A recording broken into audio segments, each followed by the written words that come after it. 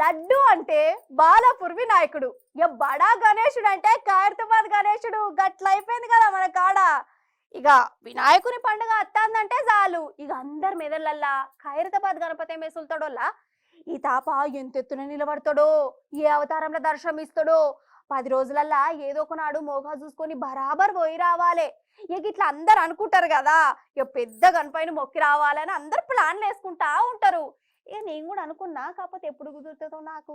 సరైతే గాని అందుకే ఇప్పుడు నేను మిమ్మల్ని బడా గణేశుడి కాడికి తొలకపోతా, దర్శనం చేయిస్తా. పారి అదో గణపయ్య, నేను అత్తానయ్యా.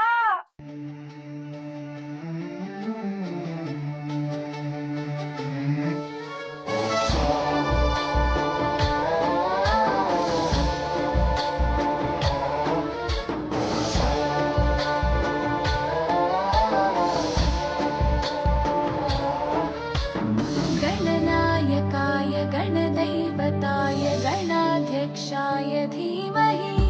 वारे वाह, आगो मन ఖైరతాబాద్ बड़े गणेशुడు. जय बोलो गणेश महाराज की जय. जय बोलो ఏకదంతుడికి జై.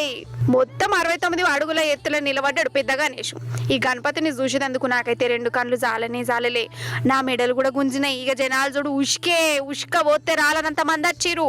ఒక రోజు ముందు నుంచే దర్శనాలు స్టార్ట్ అయినాయి. ఇక చవితి నాడైతే జాతరనే నడిచింది. గవర్నర్ సారు ఫస్ట్ పూజ చేసిండు ఖైరతాబాద్ గణపతికి.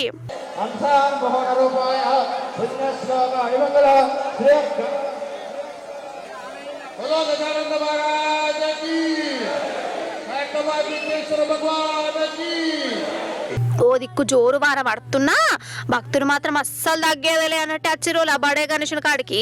అయితే ఇంకోటి చెప్పాలి మీకు, ఈ గణేశుని లైన్లో నిలబడి ఒక అక్కకు పురిటి నొప్పులు వచ్చినాయి. గణేశుని కాడనే పండంటి బిడ్డకు జన్మనిచ్చింది. గణేష్ కమిటోళ్ళు, పోలీసులు, వాలంటీర్లు ఆమెను దవాఖానకు దొలకవేరు. తల్లి బిడ్డ ఇద్దరు మంచిగానే ఉన్నారు అన్నట్టు మహాగణపతి కాడ పోలీస్ బందోబస్తు పెట్టిరు, కానీ భక్తులకు మాత్రం తిప్పలు తప్పలేవు. వాళ్ళకు చక్కగా దర్శన భాగ్యం కూడా లేకుండా చేస్తానట. అంత ఆగమాగం చేయిస్తురట.